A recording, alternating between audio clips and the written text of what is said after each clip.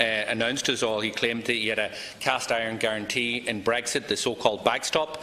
The EU has twice attempted to put a legally enforceable backstop in place with deadlines for such an agreement. However, the British government and the British Prime Minister binned the latest approach from the EU. It's reported that she objected on the basis that no one had the right to impose a border through any nation, and I hope that the Taoiseach reminded her of Britain's role in Ireland this morning when he met her. We heard from David Lidington earlier on, who has now doubled down on Theresa May's rejection of the EU's approach, and the British government have again busted through the October deadline. So can I ask you, Taoiseach, are you still convinced that the December guarantee is cast iron, and are you still convinced that we will have a legally enforceable backstop?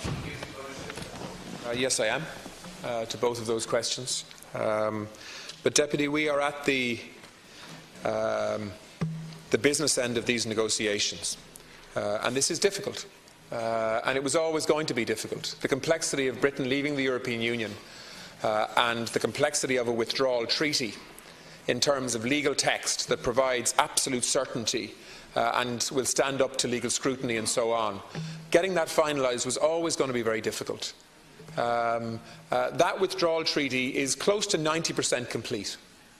So a lot of good work has been done by both negotiating teams to move that process forward. What isn't complete is the most difficult final 10% element of it, and that involves Ireland, and it involves the backstop and the border issues.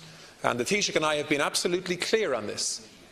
We will never sign up to a withdrawal treaty that doesn't involve a follow-through on the commitments of last December and last March from the British government, which means a legally operable backstop in place as part of the legal text in what's called the Irish Protocol of the Withdrawal Treaty, that lives up to the political commitment of last December, which is essentially to provide guarantees that there will be no border infrastructure on the island of Ireland in the future as an unintended consequence of Brexit. And by the way, to her credit, I believe that the British Prime Minister is committed to following through on those commitments.